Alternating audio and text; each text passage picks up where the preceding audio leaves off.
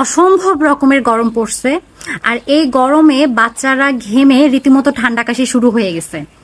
তো ওষুধের পাশাপাশি আমি ওদেরকে একটু ঘরোয়া একটা টোটকা, নর্মালি আমরা আমাদের নানি দাদিরা যেমন ঘরোয়া কিছু উপাদান দিয়ে জিনিস করে আমাদেরকে খাওয়াইতো, সেরকম একটা জিনিস আমি আমার মেয়েকে খাওয়াচ্ছি এবং অনেকটা সুফল পেয়েছি, আর সেটাই আজকে আপনাদের সাথে শেয়ার করব।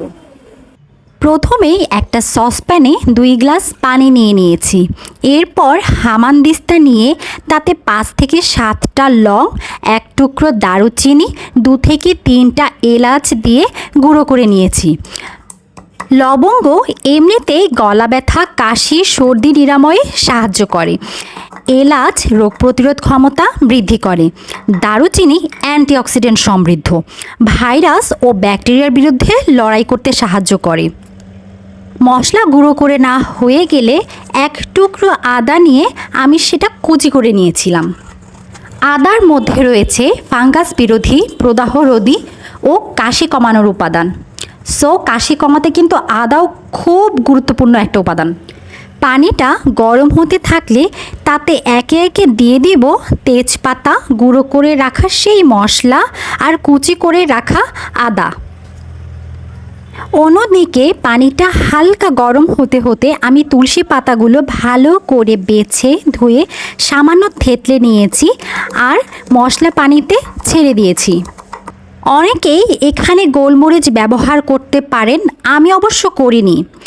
এরপর বেশ খানিকটা সময় ধরে মশলা, তুলসী পাতা সহ পানিটা জাল দিয়ে নিয়েছি। তবে অবশ্যই মনে রাখবেন চুলার আঁচ যেন কম থাকে। এরপর একটি গ্লাসে পুরোটা পানি ছেঁকে নিয়েছি। দেখতে একদম চায়ের মতো হয়েছিল। যেহেতু একবারই খেতে পারবে না, তাই অল্প করে আরেকটা মগে নিয়ে কুসুম গরম থাকতে থাকতে তাতে লেবু আর মধু দিয়ে দিয়েছি। ব্যাস তৈরি হয়ে গেল কাশির জন্য ঘরোয়া টোটকা।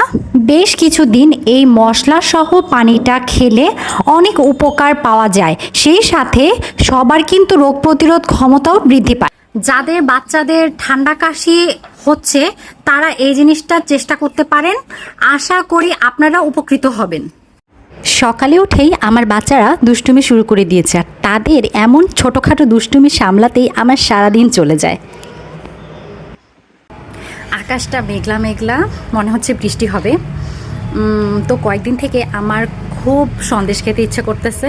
তো কুষ্টিয়া শহরে কোথাকার সন্দেশটা আমার বেশি ভালো লাগে, চলুন দেখে নেওয়া যাক। কুষ্টিয়া শহরে আসার পর আমি যত প্রকারের মিষ্টি আর সন্দেশ খেয়েছি এর আগে মনে হয় না আর খাওয়া হয়েছে। প্রায় সব দোকানে এত এত মিষ্টির ভেরিয়েশন, দেখতে ভালোই লাগে। তবে এর মধ্যে সব থেকে আমার ভালো লাগে লিয়াকত আলী ডেইরি অ্যান্ড সুইটসের মিষ্টি আর সন্দেশগুলো। শুধু মিষ্টি নয়, আমার বাসায় তাদের ডেইরি ফার্ম থেকে দুধও নেওয়া হয়। এতটা খাঁটি দুধ মনে হয় না আর কোথাও পাওয়া যায়। এইবার তাদের থেকে 2 প্রকারের সন্দেশ নিয়েছি, একটার নাম কাজু বাদাম সন্দেশ আর আরেকটা মনোহরা। তবে মনোহরাটা আমার কাছে বেশি ভালো লেগেছে। সন্দেশগুলো প্রতি কেজি 600 টাকা করে ছিল। কুষ্টিয়ার কেউ যারা এখনও লিয়াকতের মিষ্টি সন্দেশ দই খাননি, খেয়ে দেখবেন অবশ্যই। যদি ভিডিওটা ভালো লেগে থাকে প্লিজ লাইক করবেন, কমেন্ট করবেন আর চ্যানেলটাকে সাবস্ক্রাইব করে পাশে থাকবেন।